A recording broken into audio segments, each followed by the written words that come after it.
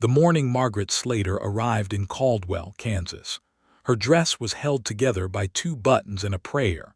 Her coin purse held exactly 37 cents, and the first thing she saw stepping off the stagecoach was a small boy crying alone in the middle of the main street, while horses and wagons rolled past him like water around a stone.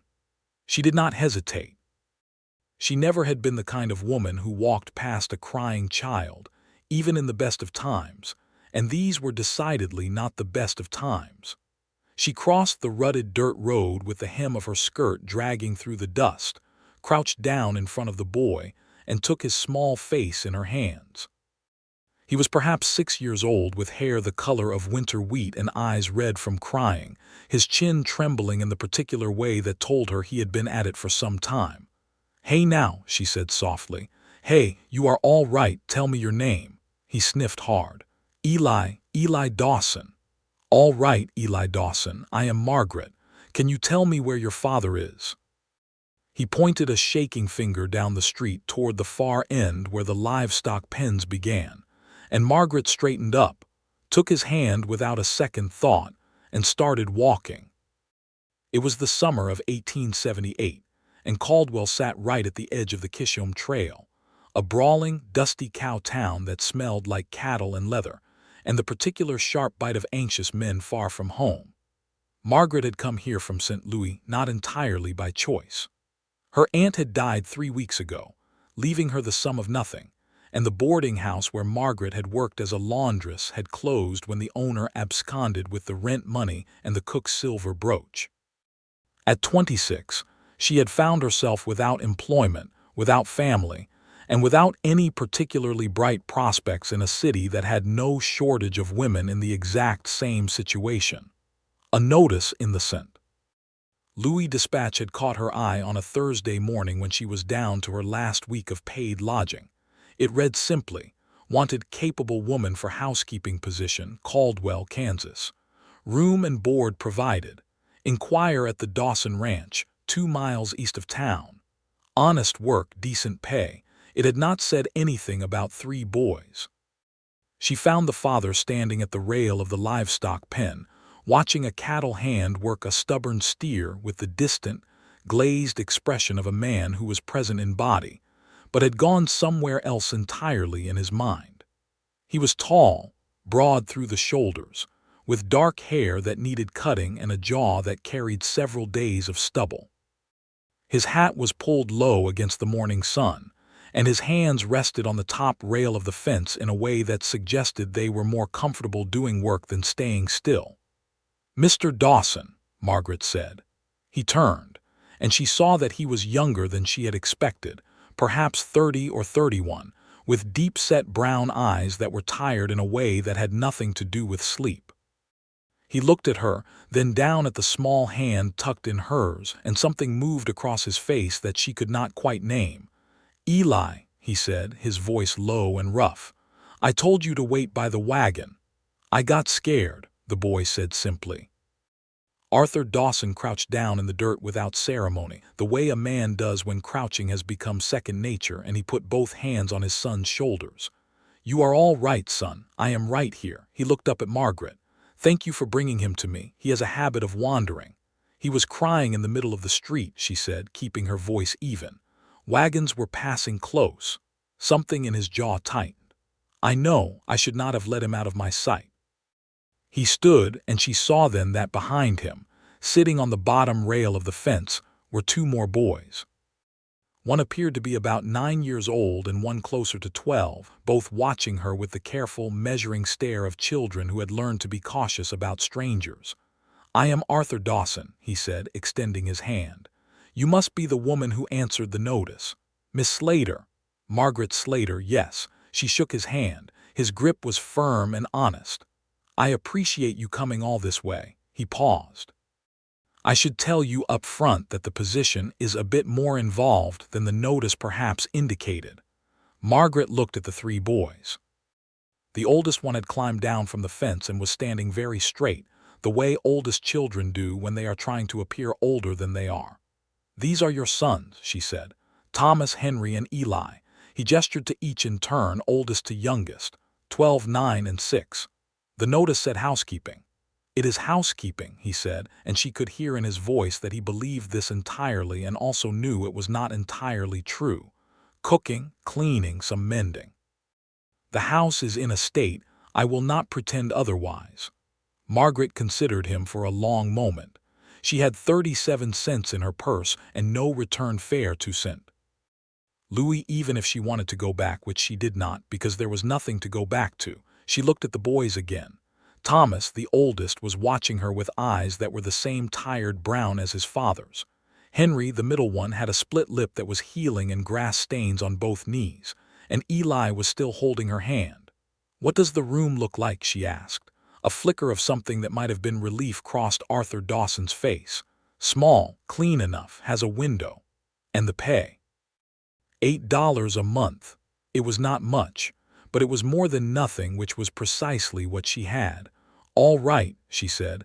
"I will need my trunk from the stagecoach office." The ranch was 2 miles east of town, as the notice had said, and the house was worse than Arthur Dawson had suggested. Not uninhabitable, but close. The kitchen was a disaster of dried beans, unwashed pots, and what appeared to be a bird's nest someone had removed from the chimney and then simply left on the table. The floor needed scrubbing from one end to the other. The front room was cluttered with harness leather, rope, a broken rifle someone had been meaning to repair, 3 mismatched boots, and a calendar from 1876 that was still open to March. The curtains at the main window were gray with dust and hung at an angle that suggested at least one of the hooks was broken.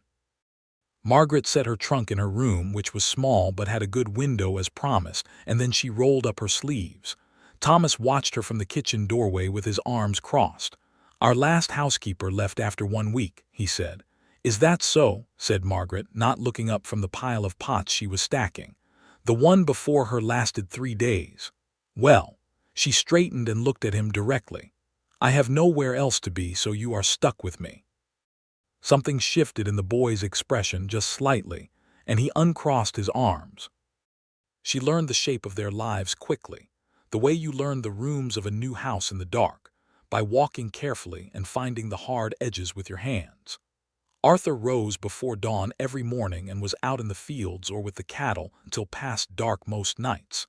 He ran the ranch with one hired hand, a quiet Mexican man named Ruiz who ate his meals in the bunkhouse and communicated primarily through nods and the occasional single-word answer. The cattle were longhorns, 140 head, and Arthur was trying to build the herd up from the 60 head he had started with 3 years ago. It was honest, grinding work, the kind that left a man too tired for much else by nightfall. The boys ate their supper in a state of barely controlled chaos. Henry had strong opinions about everything and expressed them loudly. Eli spilled something at nearly every meal and seemed unbothered by this. Thomas said very little but watched everything with those careful eyes. "Who cooked before I came?" Margaret asked on her 3rd evening, setting a plate of salt pork and boiled potatoes in front of Henry, who was already reaching for it before it was fully on the table. "Pa," said Eli, "but he burned everything." "I did not burn everything," Arthur said from the end of the table, picking up his fork. "The beans," said Henry. "Once. 3 times," Thomas said quietly, and Margaret had to turn back to the stove to hide her smile. She had not planned to be charmed by any of them. She had come to do a job, nothing more. She was a practical woman who had learned practical lessons from a life that had not been particularly gentle with her. Her father had died of fever when she was 11. Her mother had remarried and moved to Cincinnati with a man who had made it politely clear that a stepdaughter was not part of his domestic vision. Margaret had gone to live with her Aunt Clara in St. Louis, which had been a kindness, but Aunt Clara was gone now too. Margaret had learned to rely on herself and to be cautious about attaching herself to things she could not keep. But there was something about the Dawson house, about the way it felt in the morning when the light came through the east window of the kitchen, and the coffee was on the stove and the boys were still asleep. Something quiet and full of potential, the way a field looks before the first plowing. She learned that Thomas was the one who remembered everything, who kept track of where the good knife was, and what day the supply wagon came to town, and how much flour was left. He helped her without being asked, carrying water and splitting kindling with a seriousness that was both touching and a little heartbreaking in a 12-year-old. Henry was the talker, the one who required an audience for every thought that passed through his head. He had questions about everything and a theory about most things, and he would follow Margaret around the kitchen, expounding on the subject of whether jackrabbits could outrun horses, or the likely intentions of the stray dog that had taken up residence under the porch, or the fairness of his teacher's grading in arithmetic. He had a laugh that came easily and a temper that rose fast and dropped just as fast, and he reminded Margaret of every boy she had ever known who was trying to take up enough space to feel real. And Eli. Eli was the one who had found her in a sense, and he seemed to understand this on some wordless level. He stayed close to her in a way that made her throat tight sometimes, not clinging exactly, but orbiting, the way small planets orbit something steady. He brought her things: a flat stone he found by the creek, a beetle with spectacular coloring, a handful of wildflowers that were mostly stem and wilted by the time they reached her hand. He presented each offering with the gravity of a man making a significant gift. "This is a very fine stone," she told him gravely, the third time he appeared at her elbow with one. He beamed at her. "It has sparkles in it. I can see that. I will put it on the windowsill." She put all the stones on the windowsill in a row, and she noticed that Arthur saw this one evening when he came in to wash before supper, noticed and said nothing, but stood for a moment looking at the row of small stones on the windowsill, with an expression she did not quite know how to read. He was not easy to know, Arthur Dawson. Not unfriendly, not unkind, but contained, the way a man becomes when he has learned to keep himself carefully arranged inside his own skin so that nothing spills over. He thanked her for meals with a sincerity that felt almost formal. He answered her questions about the ranch directly and without embellishment. He worked hard and he was good to his sons, and she could see that he loved them in the way that some people love the most important thing they have, with a fierceness kept mostly internal. On the 10th day, she asked him about their mother. She had not meant to, not directly. She was mending a shirt at the kitchen table after supper, and Arthur had come in for water, and the words came out before she had fully decided to say them. "The boy's mother," she said. "How long has she been gone?" He set the tin cup down on the table. Outside, she could hear Henry and Eli in the yard, the particular shrieking laughter of boys playing in the last of the evening light. "Ellen passed 2 years ago," he said. "Fever, same as took half the county that winter." He said it in a level voice, but she could hear underneath it the particular flatness of a grief that had been lived with long enough to become part of the architecture. "I am sorry," she said, and meant it. "She was a good woman," he said simply. "The boys miss her." He paused. "Thomas especially. He is old enough to remember her fully." Margaret set down the shirt. "He carries a great deal for his age." Arthur looked at her then, a direct look as if reassessing something. "He does," he said. "He always has." "You should let him be 12 more," she said carefully. "He acts 30. Arthur was quiet for a moment. Then he said, "I know." He picked up his cup and for a moment he just held it. It is hard to know how to do all of this correctly. There was something so honestly raw in the way he said it that she had to look back down at her mending. "I do not think anyone does it correctly," she said. "I think you just do it the best you can and hope it is enough." "And is it?" he asked. "Enough?" She looked back up at him. "From what I can see, yes. You have 3 boys who are fed and loved and know they matter. That is quite a lot, actually." He looked at her for a long moment, and then he nodded once, a brief, contained nod, and took his water and went back outside.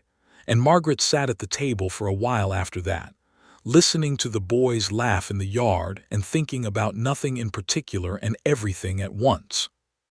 3 weeks into her time at the ranch, Caldwell exploded into the particular chaos that a big trail drive arriving in town always produced.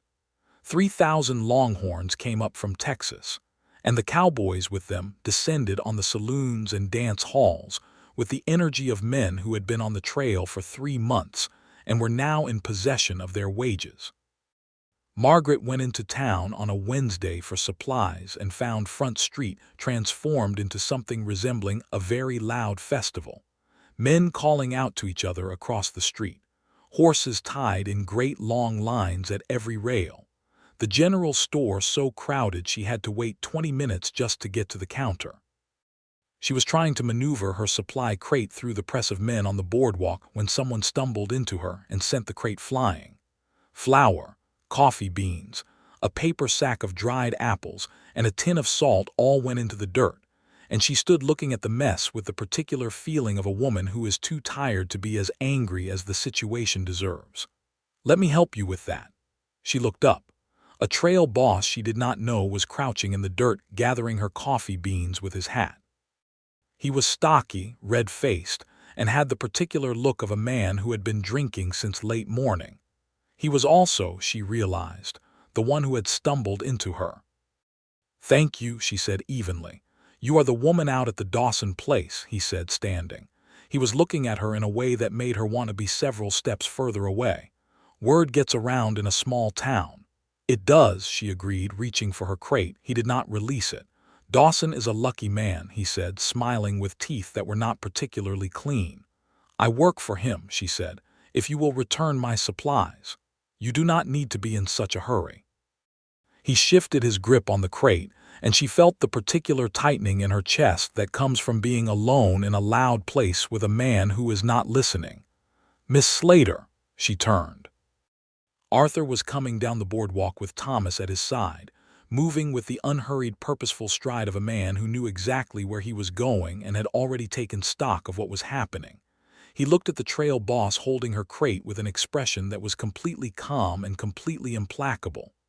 "Dawson," the trail boss said, and he did not quite manage to keep the wariness out of his voice. "That is her property," Arthur said pleasantly. "I think you should return it." A moment passed that had considerable weight in it. Then the trail boss held out the crate, and Margaret took it, and Arthur turned to her as if the other man was no longer worth noticing. "Are you all right?" he asked. "Perfectly fine," she said, and was annoyed to find that her hands were slightly unsteady. He saw it. She could tell he saw it from the brief look that crossed his face. He reached over and took the supply crate from her without making a thing of it, just as if he were simply carrying it because hands were available and the crate was heavy. Thomas took the smaller bag without being asked. "I need to get sugar," she said, because she needed to say something practical. "Then we will get sugar," Arthur said. They walked back to the general store together, and she was grateful for his presence beside her in a way she had not expected and was not entirely sure how to categorize. On the way home in the wagon, with Thomas sitting between them on the bench and the supplies loaded in the back, Arthur said quietly, "There will be trail drives through here until late fall. If you need to go to town, let me know. I will come with you." "I am capable of going to town on my own," she said. "I know you are," he said, with no argument in it. "I am saying I would prefer to come, if you will let me." She looked at him, at the profile of him against the wide Kansas sky, the late light catching the side of his face, and she said, "All right." It was the week after that when Eli got sick. It came on fast, the way childhood fevers do, and by nightfall the boy was burning and fretful and calling for his mother in that half-delirious way that was the most heartbreaking sound Margaret had ever heard. Arthur sat on one side of the bed and she on the other, and they took turns through the night with cool cloths and water and quiet reassurances. And at some point in the early hours of the morning, when the fever was still high and Eli was shaking, she looked up and found Arthur looking at her across the small body of his son with an expression she was not prepared for. Raw and frightened and something else, something she could not name, but that sat in the air between them like a held breath.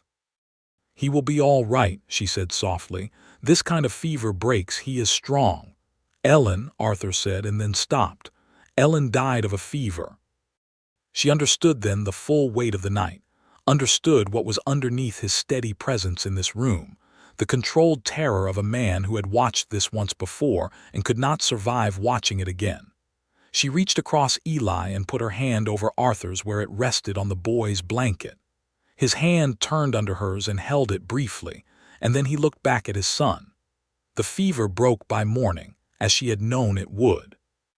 Eli woke pale and exhausted and asking for water, and then almost immediately asking if there were any biscuits, and Henry, who had appeared in the doorway at some point during the night and fallen asleep against the wall, startled awake at this and said loudly that he was also hungry, and the relief in the room was so large it was almost visible. Arthur looked at her over the boys' heads with the particular look of a man who has been spared something enormous. "Thank you," he said. It was only 2 words, but they meant several things. September came and brought a change in the air, the first cool edge of the coming autumn. Margaret had been at the ranch for nearly 2 months, and the house had been transformed from its previous state of managed disaster into something that felt like a place where people actually lived. The kitchen was clean and organized.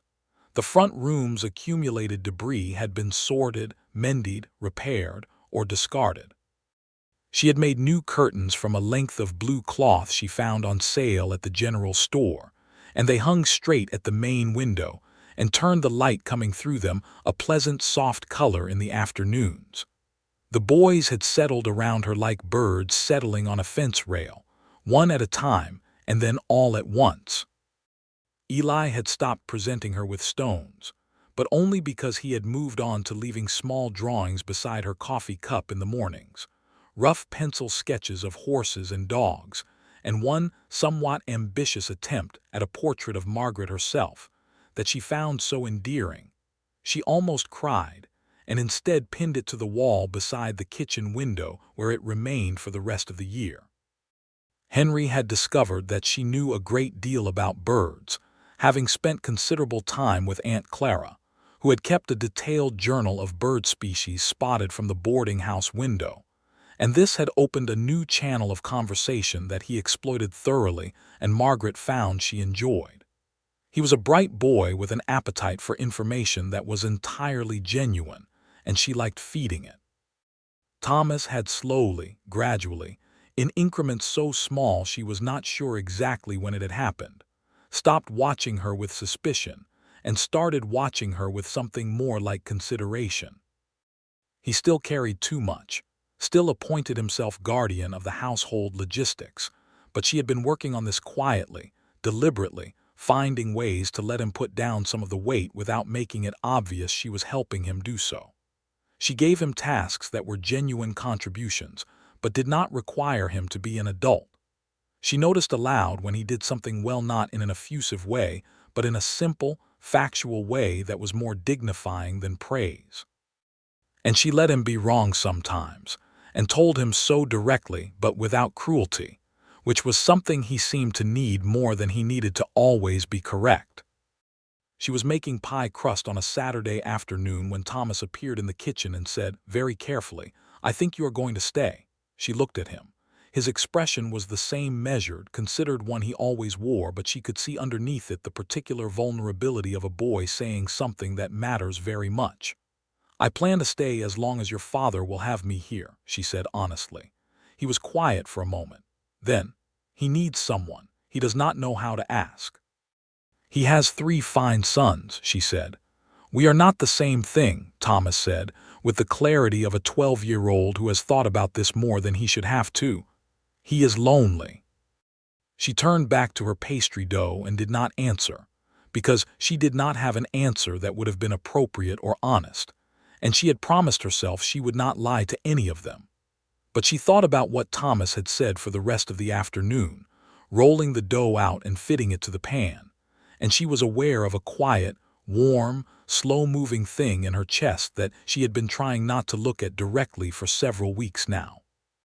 Arthur had changed in the month since Eli's fever, in ways that were subtle but visible to her by now, because she had been watching him in the practiced way you watch someone you have come to care about. He was less contained, or perhaps the container had developed some cracks. He talked more at supper. He asked her questions about herself, real questions, the kind that required actual thought to answer. He had started lingering over coffee after the boys went to bed, sitting at the kitchen table in the lamplight with his hands around his cup, and sometimes saying nothing for long stretches, which she found she did not mind at all. One evening in late September he asked her about her life before Kansas. She told him about her father, who had been a school teacher and had loved history with an infectious enthusiasm.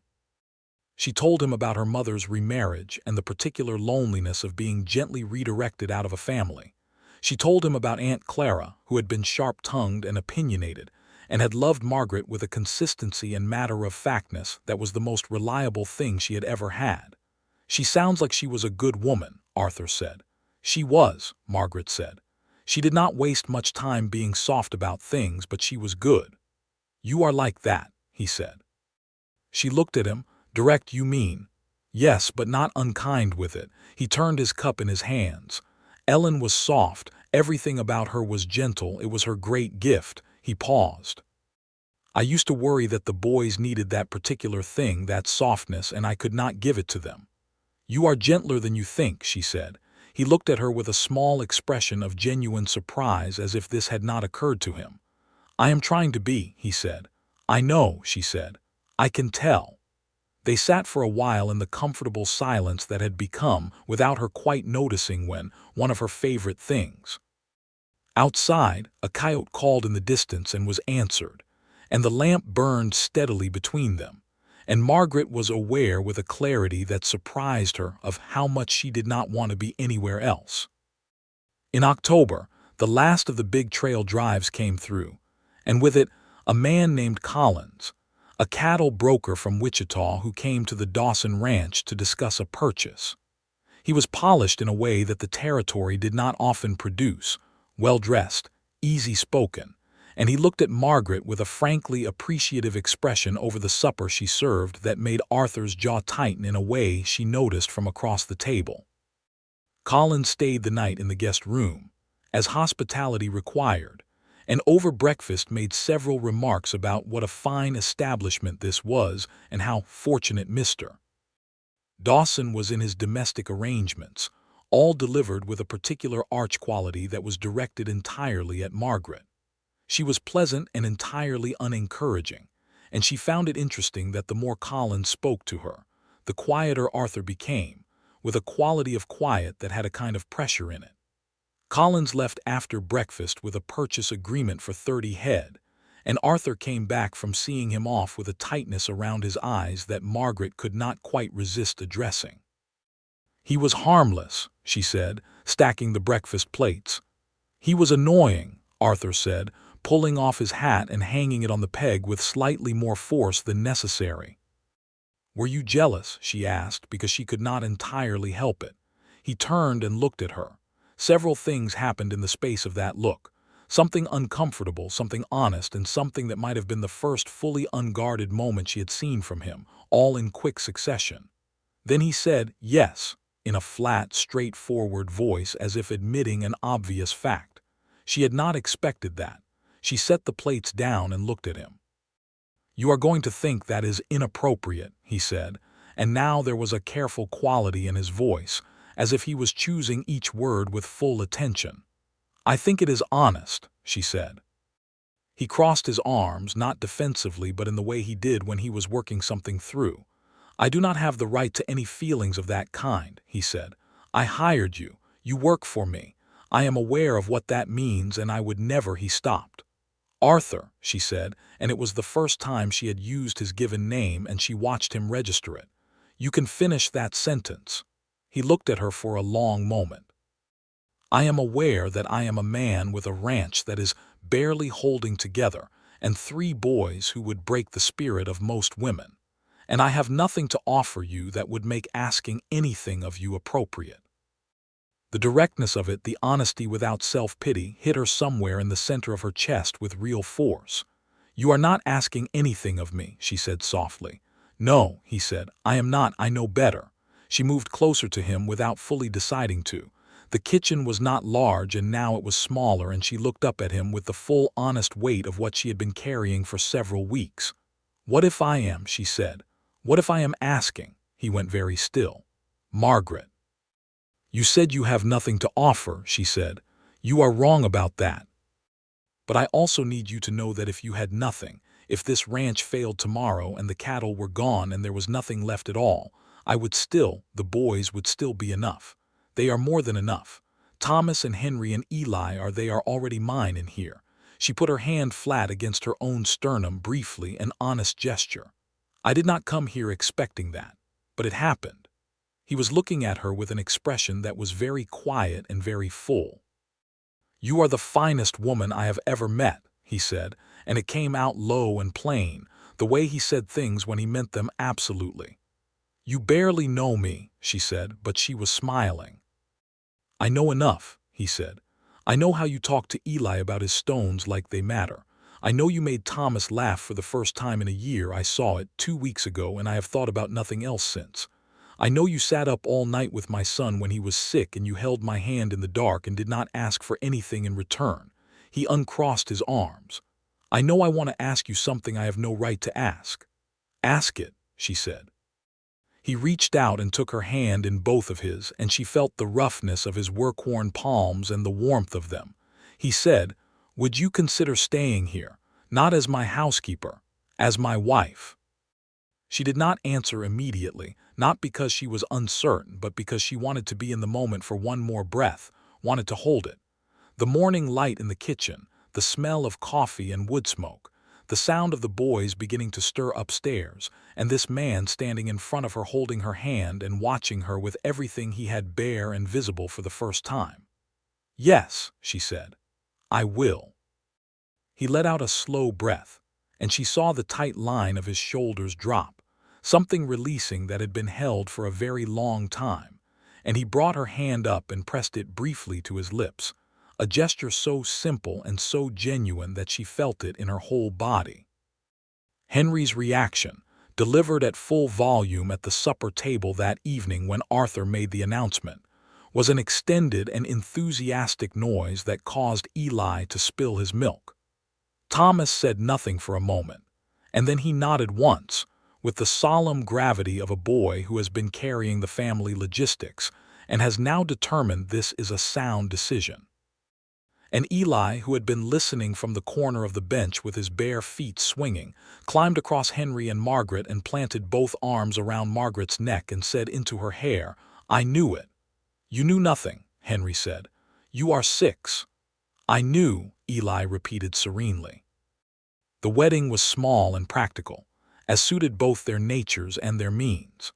The Reverend from the Caldwell First Methodist Church came out to the ranch on a Thursday in early November, and Margaret wore her best dress, which was navy blue and plain but had good lace at the collar, and Ruiz stood as witness, because he was the only other adult on the property, and he accepted the duty with a dignified nod and watched the whole proceeding with quiet attentiveness. The boys stood in a row, Thomas and Henry and Eli in their best shirts, all 3 of them with hair that had been wetted down and combed with varying degrees of success. Arthur held her hands when he said his vows, and he looked at her with those steady brown eyes and said every word like a promise that was not made lightly and would not be broken, and she said hers back to him in the same spirit. And when the Reverend pronounced them married and Arthur kissed her, quietly and without showmanship, Henry made a sound of elaborate disgust, and Eli made a sound of pure joy, and Thomas stood very still with his eyes bright. The first winter of their marriage was hard in the way the prairie is hard, with its particular casual brutality. A January blizzard that kept them all inside for 4 days, snow packed to the window ledges, and the cattle huddled in the shelter of the low ridge. Arthur worried about the cattle with a focused, contained anxiety that expressed itself as long hours at the window and very little conversation, and Margaret worried about him in the quiet, attentive way she had already established as her preferred mode of loving him. She kept the stove burning, and kept the boys occupied and put food on the table, and did not ask him to feel anything other than what he felt. On the second night of the blizzard, after the boys were asleep and the house was full of the particular hushed quality of a world buried in snow, she came and sat beside him at the window, and he put his arm around her without looking away from the white darkness outside, and she leaned against him, and they sat like that for a long time, and it was enough. The cattle came through the blizzard with the loss of 3 head, which was less than Arthur had feared. When the snow broke and the sun came out with the particular shattering brightness of post-blizzard Kansas, he walked the whole herd and counted, and when he came in he stood in the kitchen doorway with the light behind him and said, "We are all right," and the weight of those 3 words was enormous. "I know," she said. "We are." Spring came like a reprieve. The prairie came alive with the particular extravagant green of a Great Plains spring, and the calves were born, and Henry discovered that jackrabbits could not in fact outrun horses at full gallop, an experiment that ended with no casualties but considerable grass stain. And Eli turned 7 in April with a cake that Margaret made with genuine care, and a candle that took 3 attempts to light in the kitchen wind that crept under the door. She was watching him blow out the candle, watching the pure, uncomplicated joy of a 7-year-old's face in the moment a birthday wish is made, and she became aware with sudden and absolute clarity that she was happy. Not content, not making do, not surviving, but genuinely, fundamentally happy, in a way that felt like standing on solid ground after a long time on uncertain surfaces. Arthur was watching her watch Eli, and when she looked up and their eyes met, she knew he understood what was in her face because something in his face matched it exactly. That summer, a letter arrived from the Dawson family in Ohio. It was from Arthur's mother, a formal, slightly stiff letter that expressed surprise at the news of his remarriage, and a series of carefully phrased questions about the character and circumstances of the woman he had married. Arthur showed her the letter without any visible discomfort, which she appreciated. She helped him draft the reply, and they sat at the kitchen table in the evening doing it together, and she was honest and clear in the voice she suggested for it, because she had learned that honest clarity was the best policy in all directions. His mother wrote back, a warmer letter this time, and expressed a desire to meet Margaret. The in-person meeting happened in August when Arthur's parents made the journey west, an undertaking that in 1879 required considerable determination. His mother, a small, precise woman named Grace, looked at Margaret over supper with the same careful measuring eyes Thomas had, which was its own kind of answer. By the end of the second day, having watched Margaret run the house and manage the boys and speak plainly to her son and love all of them without excess or performance, Grace Dawson put her hand over Margaret's at the kitchen table and said, "You are good for him, and good for those boys." "They are good for me," Margaret said honestly. "More than they know." Thomas had continued to change through that first year in ways that were gradual and then suddenly visible, the way a growing season works. At 13, he was still serious, but the brittleness of over-responsibility had softened. He had developed a genuine interest in cattle ranching, in the real work of it, the land management and livestock husbandry, and Arthur had begun including him in real decisions, small ones, in a way that fed the boys considerable intelligence without burdening him. He and Margaret had developed their own particular understanding, not effusive but solid, the understanding of 2 people who respect each other's directness. One afternoon she found him in the barn doing something unnecessary to a saddle he had already cleaned twice, and she knew the specific quality of that kind of busy work because she had done it herself. She sat on the hay bale across from him and said, "Say whatever you are not saying." He kept his eyes on the saddle. Then, "Do you think about having more children?" She had not expected that. She was still for a moment and then she said, "Yes, I think about it." He looked up then. "I wanted you to know that would be all right," he said carefully. "I mean, Henry and Eli and it would be fine." She looked at him across the dim barn, this 13-year-old who was managing everyone's feelings and calling it consideration, and she felt a rush of affection for him that was entirely maternal and entirely genuine. "Thomas," she said, "you are not just fine. You and Henry and Eli are not an obstacle I am managing around. You are my sons. The three of you are my sons as fully as any child I could carry, and that does not have a condition on it. Do you understand me?" He looked at the saddle. His jaw worked once. Then he nodded, a brief tight nod. "Good," she said, and did not make more of it than that because he would not have wanted more made of it. He put the saddle down and went out of the barn, and she heard him in the yard a moment later teaching Eli to throw a rope properly, his voice patient and clear, and entirely that of a big brother. And she sat in the barn alone for a moment with her hands in her lap and felt something settle into place. She was with child by September. She knew before she told Arthur, carrying the knowledge for a week in the particular internal way of women who have learned to hold things quietly until they are sure. When she told him, on a Sunday evening after supper with the boys in bed, he sat very still for a moment, and then he pulled her close with both arms and pressed his face into her hair and held her with an intensity that said everything without saying anything. "Is it all right?" she asked, her voice muffled against his shoulder. Is it all right?" He pulled back enough to look at her, and his face in the lamplight was open in a way that he had only learned to allow with her. "Margaret," he said. "It is more than all right." She laughed, which she had also been mostly holding, and he laughed with her, and the sound of it in the quiet house was something fine. When they told the boys the following morning, Henry's reaction was immediate and loud and enthusiastic, because Henry's reactions were always immediate and loud, and he immediately began a spirited monologue on the subject of names, proposing and discarding several with the energy of a natural committee of one. Eli's eyes went very round, and then he asked, with complete seriousness, "Will it be mine too?"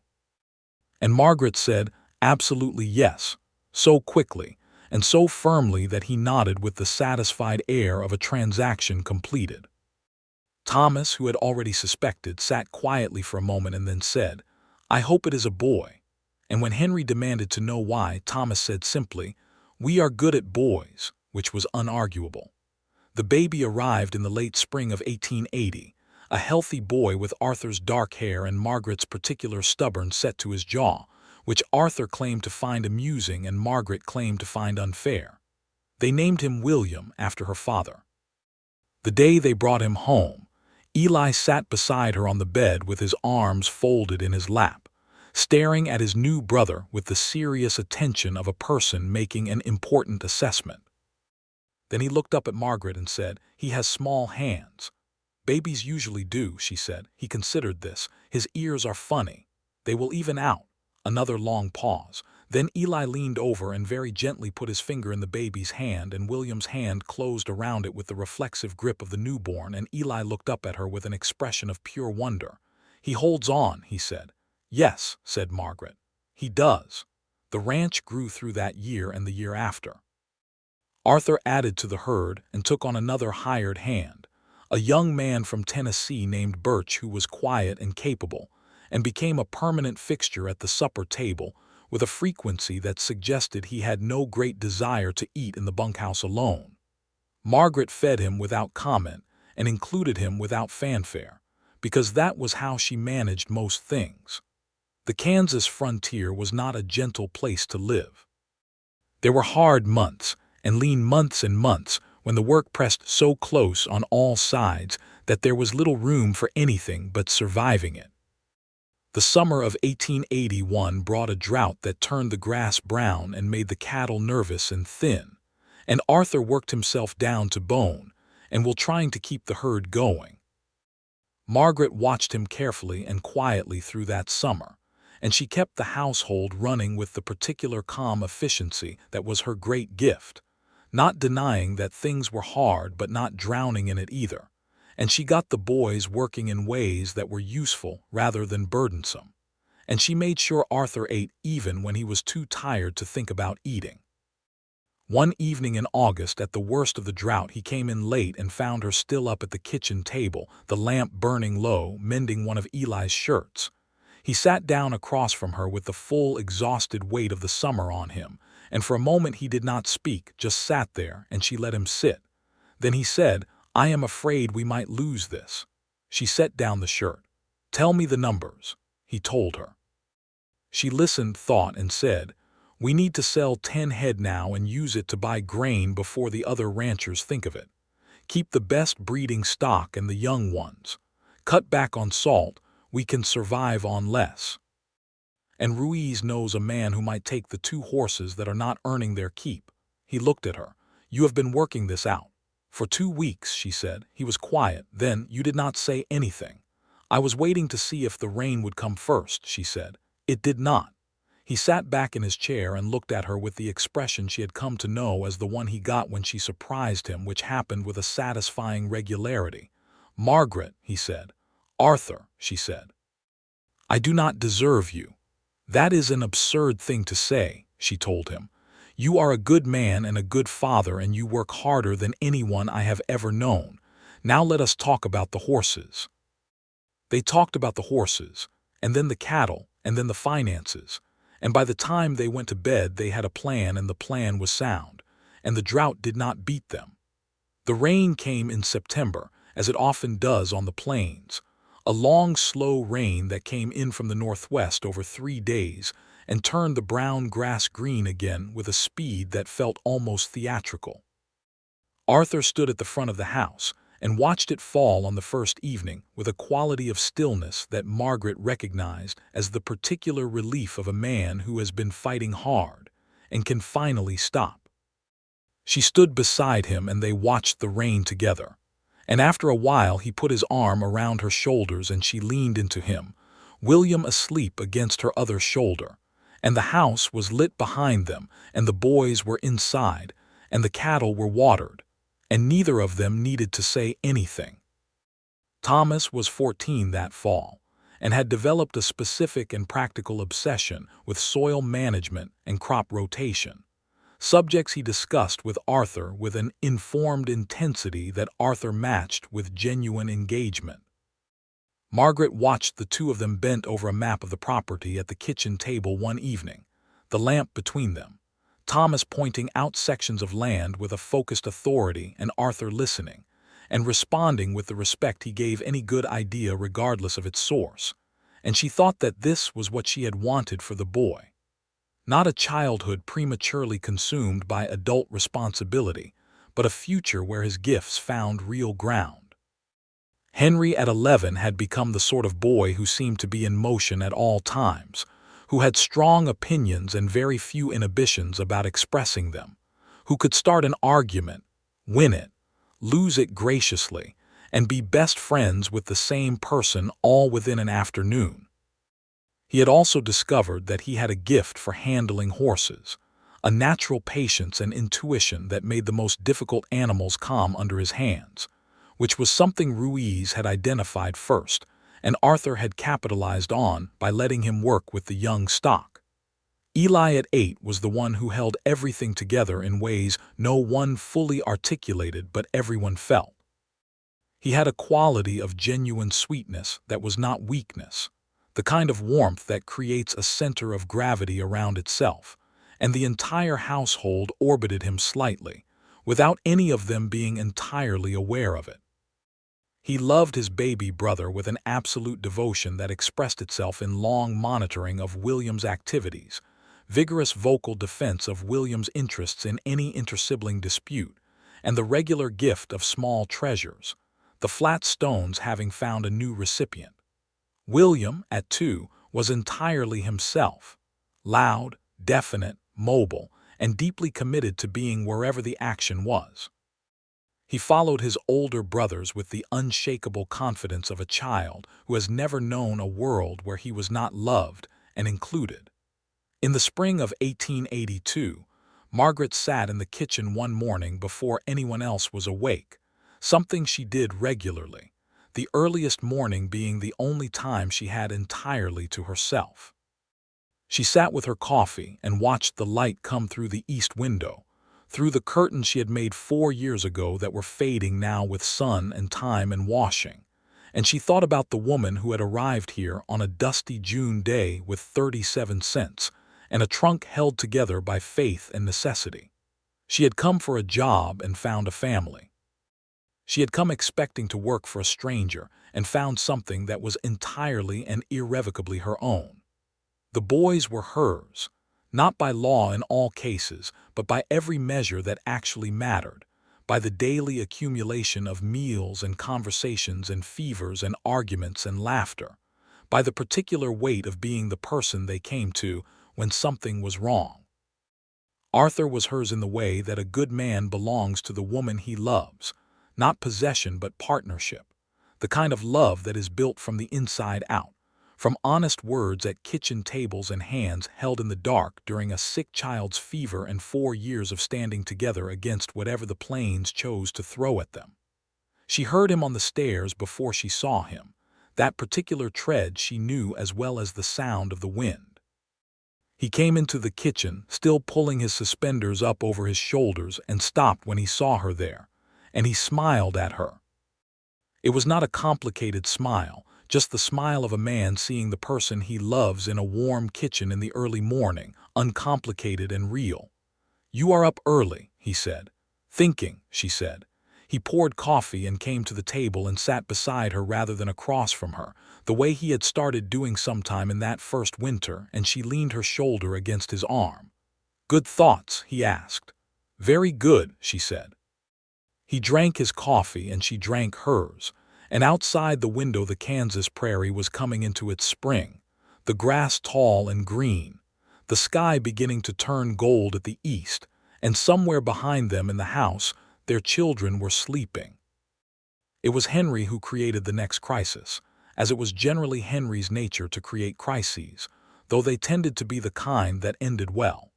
It was May of 1882 and he was 12, and he came home from school one afternoon with a split lip and a bruised eye and the particular tense dignity of a boy who has been in a fight he considers justified. Margaret inspected his face with practiced hands and equally practiced calm. "Tell me," she said. "Carson Mitchell said that William was not really a Dawson because you are not a real mother," Henry said, and his jaw was tight. "He said you are just the housekeeper."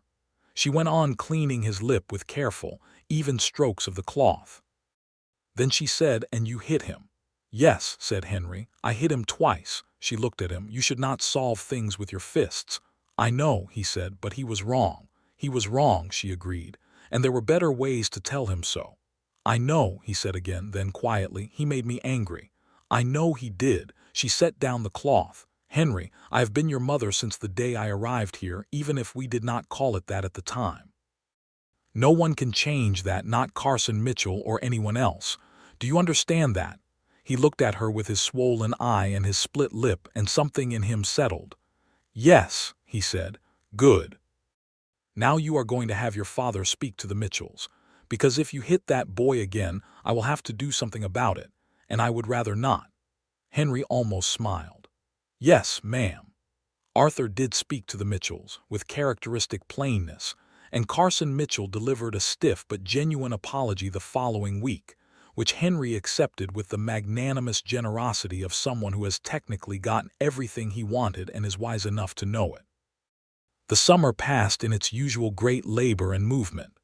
The cattle drive preparations, the hay cutting, the long days that Ruiz and Birch and Arthur and sometimes Thomas worked from light to dark. Margaret ran the house and the garden and kept track of William, who at 2.5 was a full-time occupation on his own, and she wrote letters and read to the boys in the evenings, and sat with Arthur in the lamplight, after supper on the nights he was not too tired to sit, which was perhaps 3 nights out of 7, but which she treasured with no diminishment. She was teaching herself to read more widely. She had always been a reader, but her access to books in the territory was limited, and she had established with the local schoolteacher, a pleasant young woman named Ruth Hadley, a system of trading books that kept a steady trickle of reading material coming through the house. She left books where the boys would find them with no comment and no pressure, and she found that Henry in particular was easily hooked, his natural curiosity pulling him in once the opening pages had done their work. In the autumn of 1882 she discovered she was with child again. This time she told Arthur the same evening, sitting across the table from him and saying it plainly, and he reached across the table and took both her hands and held them. His face in the lamp glow was warm and full. "How are you feeling?" he asked. "Perfectly well," she said. "You would say that regardless," he said, which was entirely accurate. "Yes," she agreed, "but it is also true." He brought her hands up and looked at them, her work-roughened hands in his. "You know," he said slowly, "I think about the day you stepped off that stage sometimes. You had one trunk and 37 cents. She raised an eyebrow. "How do you know about the 37 cents? He had the good grace to look slightly caught. "Eli told me. You apparently told him once in the category of things you said offhandedly and he retained permanently." She laughed. "That sounds exactly right. You came here with nothing," he said, "and you gave us everything." His voice had gone quiet and serious.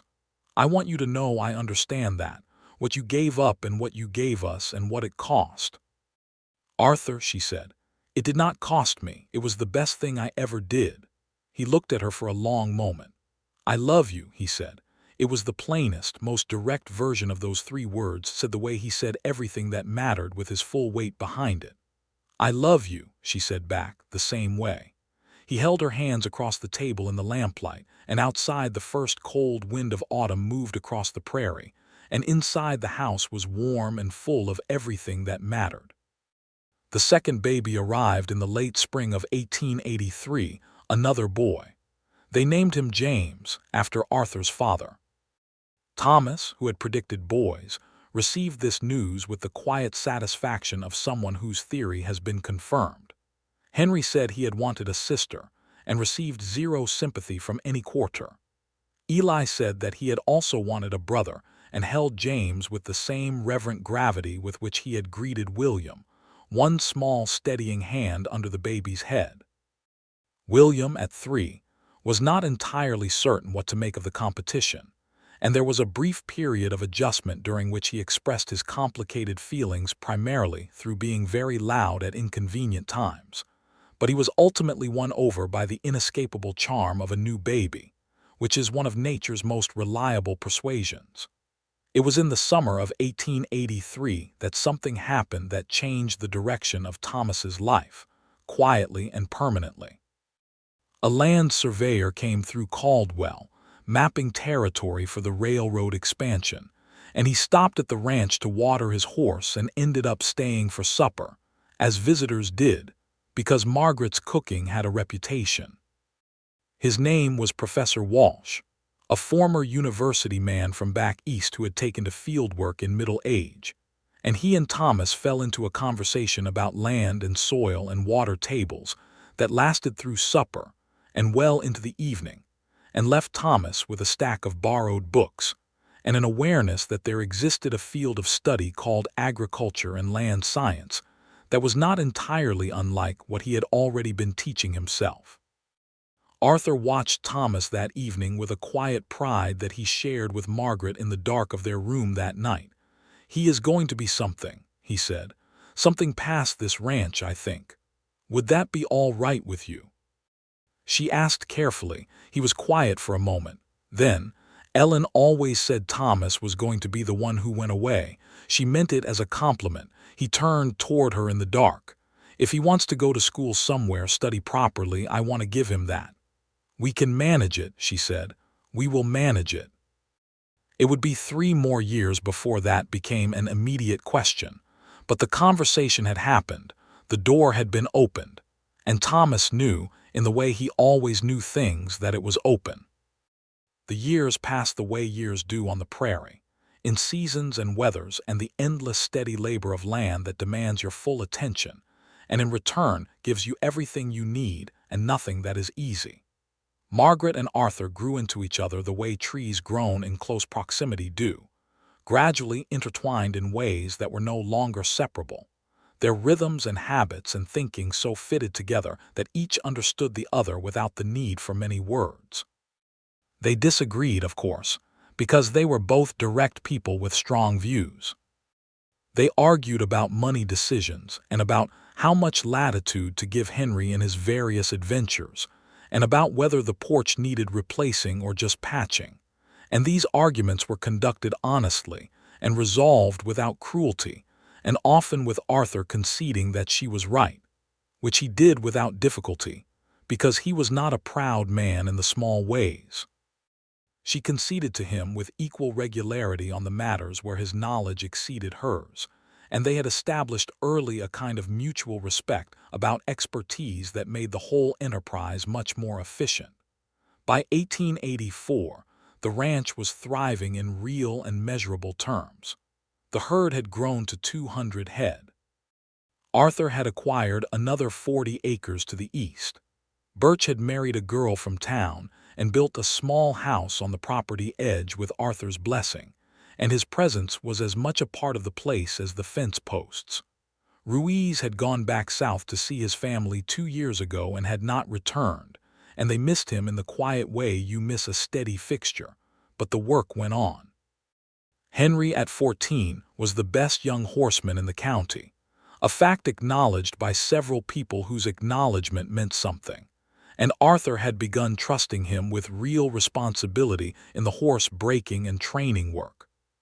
He was also still loud and still opinionated, but the opinions had sharpened into something closer to wisdom, and the loudness was now recognized by most people who knew him as the outer expression of a genuine and generous spirit. Eli at 11 had a quality that Margaret had come to think of as grace, a natural ease with people and situations that made him uniquely effective in any social circumstance.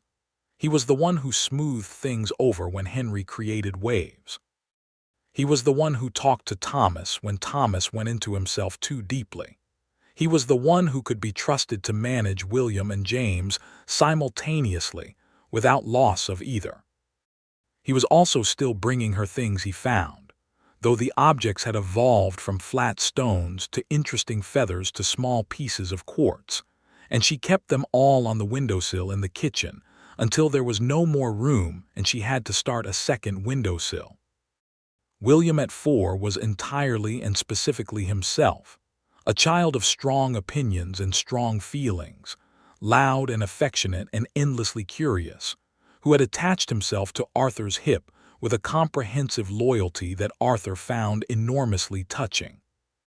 James at 1 was calm in a way that Margaret recognized as his own individual self and not a product of birth order, a baby who watched everything with thoughtful eyes and responded to the world with a pleasingly untroubled disposition.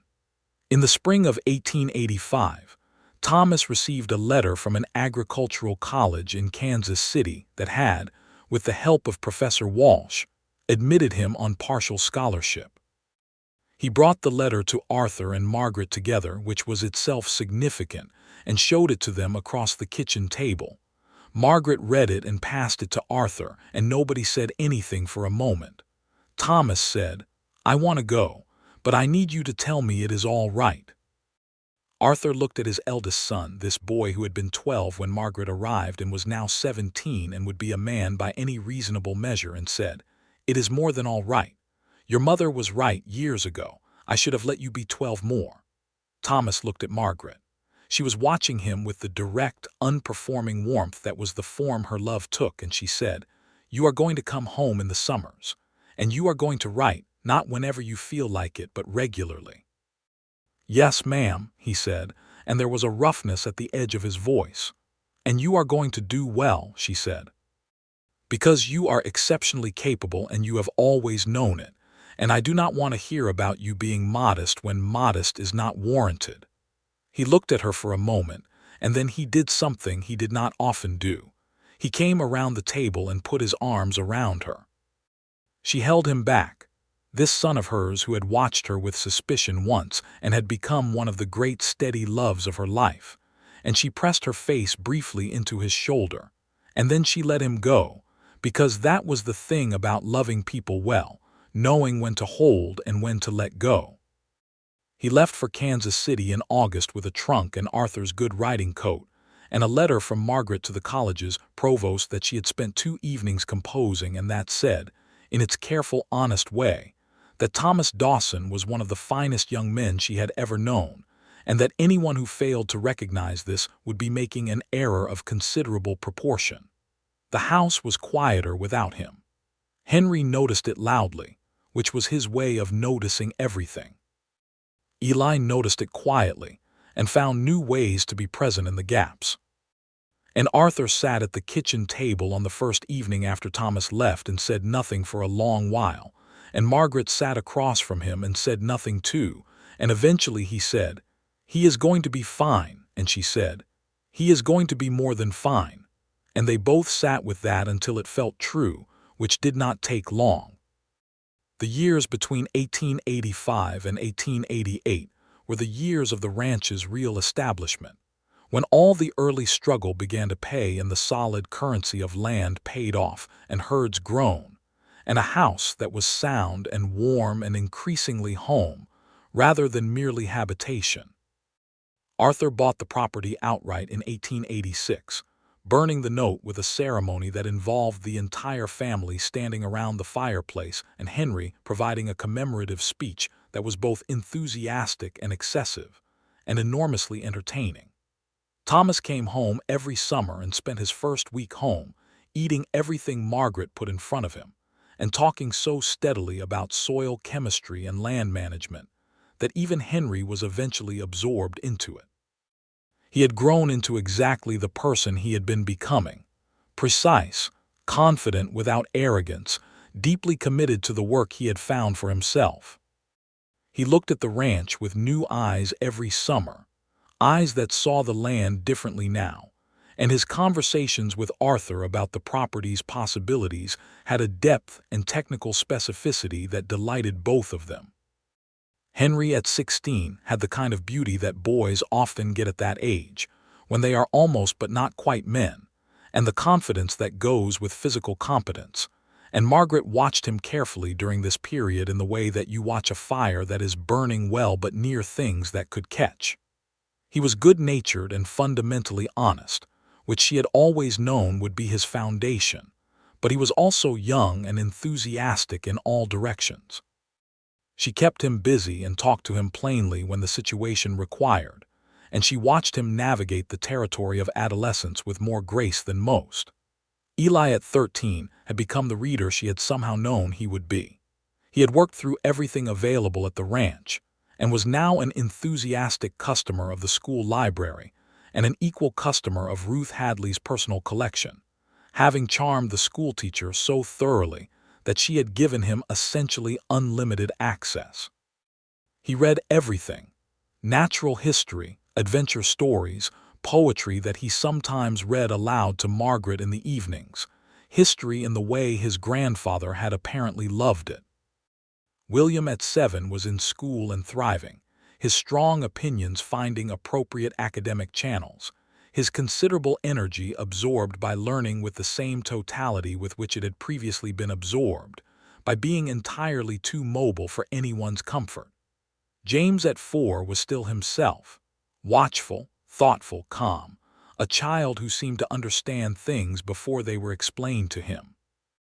In the fall of 1887 came the second hard drought, worse than the first, spanning 2 full seasons and drying the land to something that cracked underfoot and turned the sky a particular shade of bleached white that seemed to press down on everything.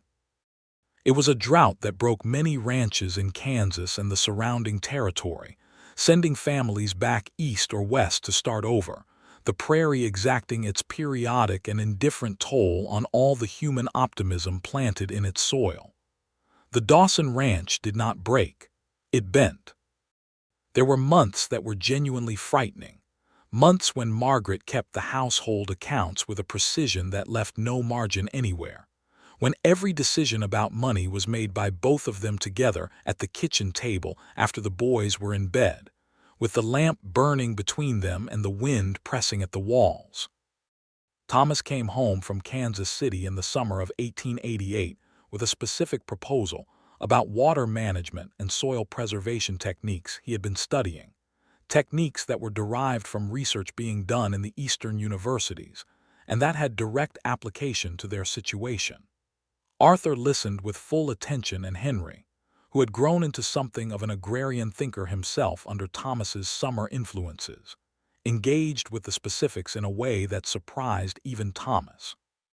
The 3 of them spent 2 days walking the property and making decisions that would ultimately save the ranch, not through any dramatic single action, but through the accumulation of small, correct choices made with good information. Margaret watched them, her husband and the oldest two boys who were so close to men now, walking the dry land together in the August heat, and she felt something that was larger than any single word she had. The rains came back the following spring. They always did come back, eventually. The land greened again, and the cattle put on weight, and the accounts began to breathe. And by the fall of 1889, the ranch was sound again. Sound and established, a real enterprise now, not a precarious hope. Thomas graduated from the agricultural college in 1889 and came home, and after a brief period of consideration, Arthur offered him a formal partnership in the ranch. Margaret watched this conversation happen at the kitchen table, Thomas and Arthur across from each other with the property maps between them, speaking the language they had been developing for 7 years of summers, and she felt the particular deep satisfaction of watching something grow into its full shape. Henry, at 19, had by this time established a horse breeding and training operation that was semi-independent of the main cattle work, but entirely on ranch property and equally profitable, a development that had surprised no one who had watched him work horses since he was 12. He was also, Margaret noted, corresponding with some frequency with a girl from the neighboring Caldwell County, a schoolteacher's daughter named Clara, who Margaret had met twice at church and found to be sensible, warm, and evidently equipped with considerable patience, which would be useful. Eli at 16 was still the center of the household's gravity, still the one who held the emotional weather of the family in his careful awareness. He was also becoming, Margaret realized with a kind of fond inevitability, a writer. The journals had started at 14, filling with observations and descriptions that had a quality of genuine attention to the world around him, and she had been feeding this with books and conversation, and the deliberate choice not to make a great deal of it, because Eli bloomed best without excess scrutiny. The family gathered for Christmas in 1889 with a completeness that made Margaret sit still and look around the table for a moment before the meal, just to see them all. Arthur at the head of the table, watching his family with the steady, warm pleasure that was now his predominant expression. Thomas at 30, solid and accomplished, sitting where he had always sat. Henry at 20, vibrant and certain, with Clara beside him for the first time at a family dinner, trying not to look nervous and mostly succeeding. Eli at 16, observing everything with those careful eyes that she knew were filing it all away. William at 9, eating with the focused concentration of a boy who regards meals as a project. James at 6, sitting between his brothers with the perfect equanimity of a child who has never known anything but being loved. And Margaret at 37, looking at all of them, looking at this family that had been built from a notice in a newspaper and 37 cents, and a small boy crying in a dusty street, and feeling the weight and warmth of it settle over her like something permanent. After supper, when the boys had scattered to their various activities and Arthur was by the fire, she came and sat beside him as she always did, and he put his arm around her shoulders as he always did, and they sat in the quiet of the good house they had made. "Do you remember," he said, "the day you told me that the boys were enough, that they were already yours?" "I remember," she said. "I have thought about that many times," he said. "I was standing there trying to explain why you should not want me, why I had nothing to offer, and you just—" he shook his head slightly. "You just stepped right past all of that." "You were wrong," she said. "I know that now," he said. "I have known it for years." He turned to look at her. "But I want to say it properly. What you gave those boys, what you gave me, Margaret, what you gave this house and this life, there are no words in my vocabulary large enough for it."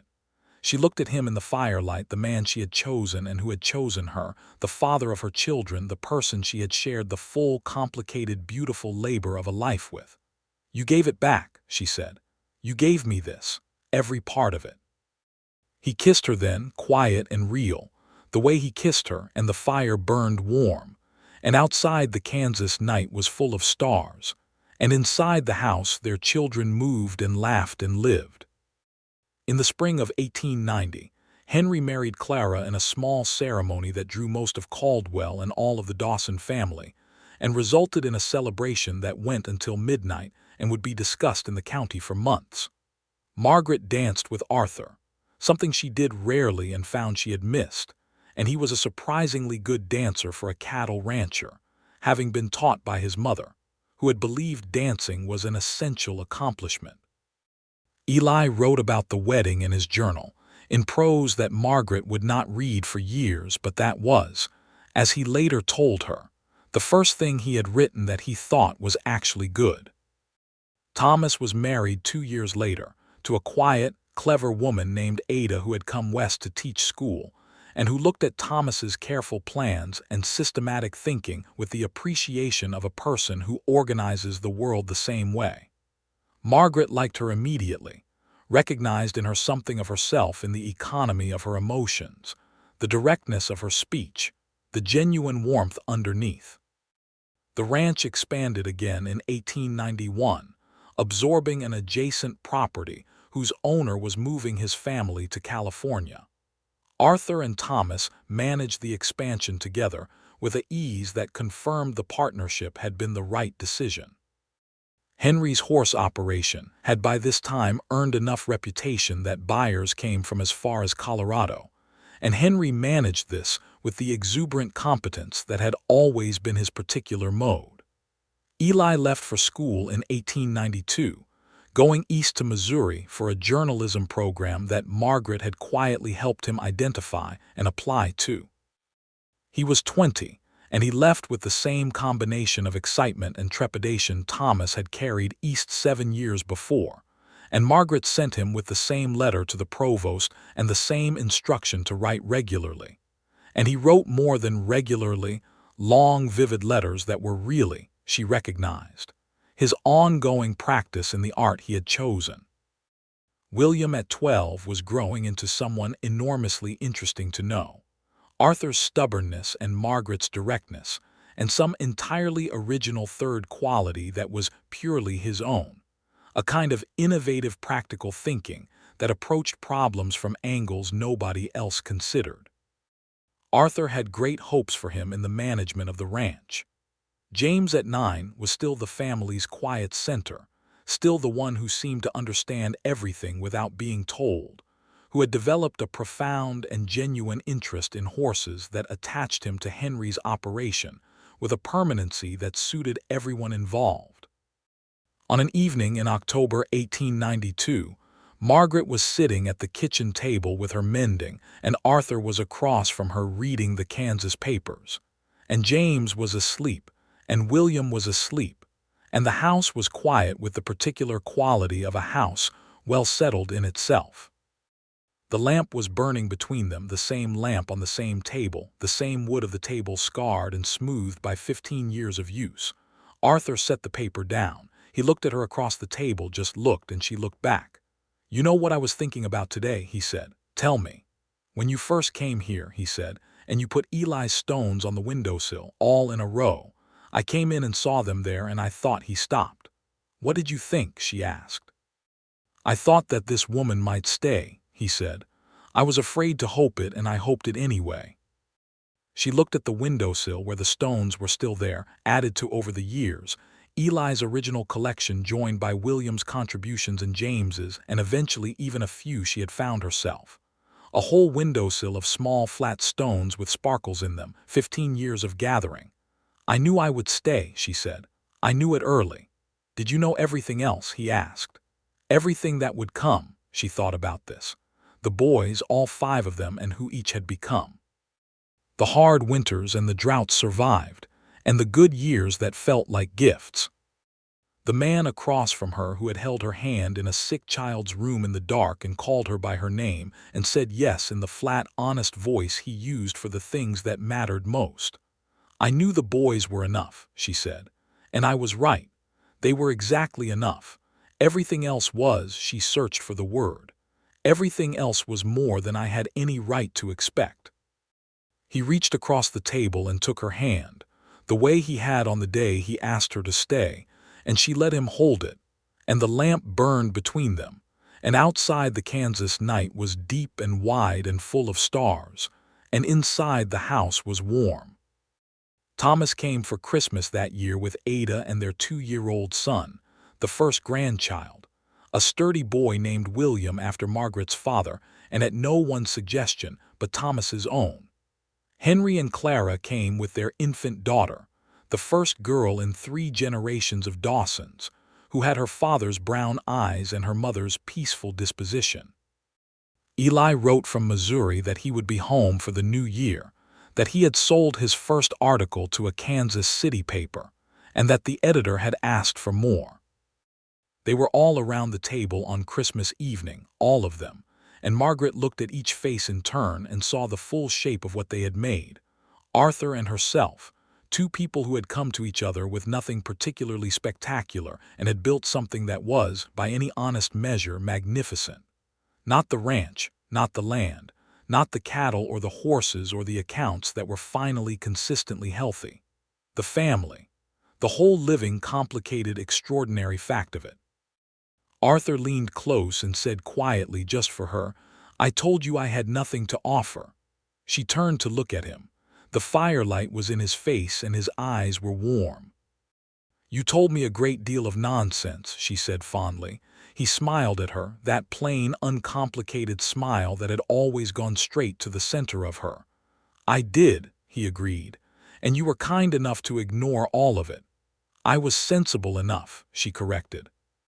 He laughed, and she laughed, and across the table Henry said something outrageous about Christmas traditions that caused Thomas to argue with him and William to take Henry's side on pure principle and James to watch the whole thing with serene amusement. And the baby woke up and cried briefly, and then decided against it. And the table was full of noise and food, and the irreplaceable particular warmth of a family that has been built out of love and labor, and the kind of commitment that shows up every single day without ceremony. Margaret sat in the middle of all of it and was home. The ranch went on. The seasons turned. The children grew and went and came back and brought new people into the fold. The land endured as land does, the droughts and the floods and the long good years between, and the house endured with it, changing gradually as houses do. An addition here and a repair there, and the curtains replaced when they finally gave out entirely. Though Margaret kept one strip of the original blue cloth in a drawer because she had made them herself and sewn them by hand and hung them on the day she arrived. And some things are worth keeping even when they are worn through. Arthur was gray at the temples by the mid-1890s, still working the land with the same steady thoroughness, though he left more of the heavy work to Thomas and Henry now. And his hands were familiar to her as her own, and she loved him with the deep, comfortable, inexhaustible love that comes from having chosen someone fully and been fully chosen in return. She thought sometimes about the woman on the stagecoach, the one who had arrived with 37 cents and nowhere to go, and she thought about how that woman had seen a small boy crying in the street and had not walked past. She thought about how every important thing that followed had come from that single, unhesitating instinct, the basic refusal to walk past someone who needed a hand. The boys had needed a mother. She had needed them just as much. And they had found each other on a dusty street in Caldwell, Kansas, in the summer of 1878, and nothing had been the same since, and nothing had needed to be. The last night of 1895, Margaret and Arthur sat on the porch of the house in the cold, clear air, wrapped in the quilts she had made over the years, watching the stars over the prairie. The children were inside, all the ones who were home, the sound of them a warm, low hum through the walls. The land stretched out before them, dark and familiar and entirely theirs. "Happy?" Arthur asked, not because he did not know, but because some things deserved to be asked aloud. She leaned her head against his shoulder, looked up at the enormous Kansas sky, and felt the full weight and warmth and certainty of her own answer. "Completely," she said, and the stars burned over the prairie and the house was full of light and the family went on.